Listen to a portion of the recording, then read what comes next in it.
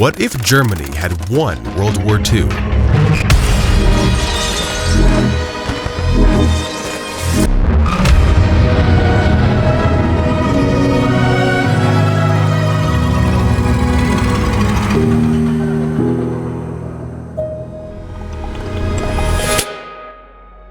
Imagine waking up on August 22nd, 2025, but it's a different world. A world where World War II didn't end in May 1945 with an Allied victory, but earlier with a triumph of the Axis powers led by Germany. How could that have happened? German forces smashed through Soviet defenses with lightning strikes and seized the oil fields of the Caucasus, cutting off the USSR from vital resources. Britain, exhausted by bombing and a naval blockade, signed a peace deal and gave up its colonies. The United States, focused on fighting Japan in the Pacific, never launched a full-scale campaign in Europe. The victory redrew the map overnight. Borders were rewritten. Europe fell under new rule. The eastern lands became a resource for Berlin. Factories worked for the needs of the central authorities in Berlin, and resistance was crushed quickly. Night arrests, curfews, entire cities froze under pressure and control.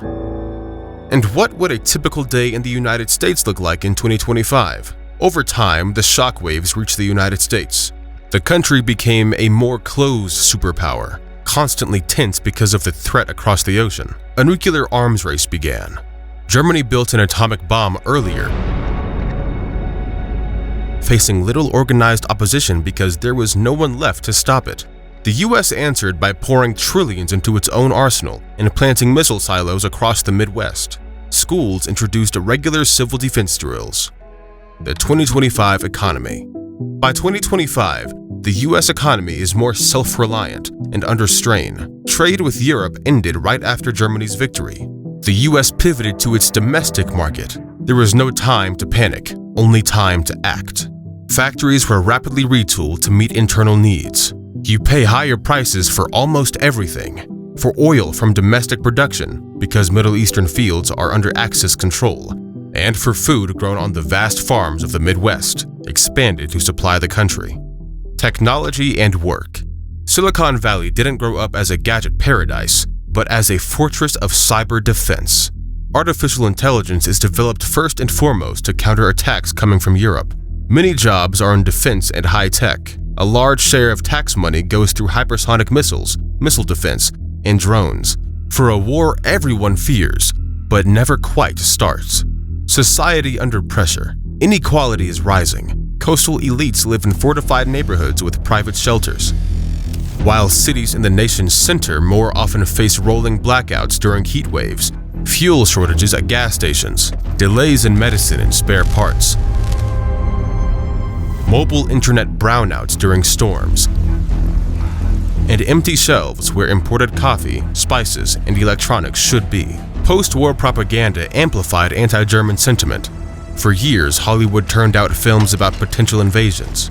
Daily life feels more militarized. Young men and women serve at least a year. In schools, alongside regular subjects, students learn basic first aid and what to do during an alarm. Television regularly reminds viewers about external threats, and security agencies closely track any foreign influence, political, cultural, and informational. Loyalty is strength. Cities are filled with flags and posters about order and loyalty. America is divided at home. Some politicians demand tighter borders and extra screenings, fearing European spies. Others warn the country itself could slide into authoritarianism. Social networks are state-moderated. Posts that clearly spread European propaganda are removed and accounts are blocked. The tension reaches into homes. At schools, kids hear mostly about US victories in the Pacific, while Europe's fall is glossed over. Once a week, they practice what to do during an alert. Anxiety is up in many families. Therapists are swamped. People talk about fear of a major war, areas of leadership, and lag. In 2025, the US leads in space, energy, and digital technologies, but lags behind Europe under Berlin's control in some kinds of military hardware. After the war, America scrambled to catch up with the other side's rocket designs. That sprint launched the space program. The US has a base on the moon and remains the top player in space exploration. The military uses cutting-edge AI. Drones control borders. Supercomputers crack hostile codes. For everyday people, progress feels more modest. Without broad international collaboration, the internet developed more slowly, and electric cars took over not because of eco-trends, but because oil is chronically scarce. Medicine and culture. Medicine leapt forward, mainly thanks to military research. That includes gene experiments to create more resilient soldiers and new drugs first tested in the armed forces. But these projects often spark controversy because they remind people of the darker practices once used in Europe. Culture shifted too. Hollywood tells stories of heroic resistance to invaders, while music mixes patriotic anthems with subtle notes of defiance. Your day in this world. You wake up in a guarded suburb outside Chicago. A siren sounds, not a real alarm, but the monthly test that's been around since the post-war years. You commute to work by a high-speed maglev. At the station, your documents are checked and you pass a security screening. At a defense contractor's office, you work on cybersecurity against attacks from Europe. Over lunch, colleagues whisper about Berlin's influence on politics. Few say it out loud.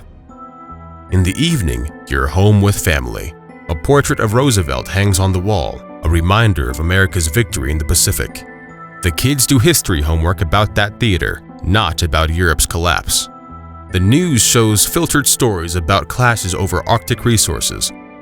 Downtown, protesters rally against the endless arms race and police disperse the crowd quickly. Free speech exists, up to the line where national security begins. The global picture. Europe is under the control of a German regime, and Japan holds all of Asia in a tight grip. There's no UN and no shared global rules. Trust is scarce. The major superpowers avoid fighting each other directly and instead back proxy conflicts, arming local groups in Africa and South America. Climate programs and disasters go largely unattended. Instead of tackling climate change, states spend on new tanks, missiles, and spy tech. As a result, floods, hurricanes, and wildfires grow more frequent and more dangerous. In this world, the United States is the main counterweight to Europe and Asia. The price is high, huge taxes for defense, a more closed cultural environment, and a constant sense of danger.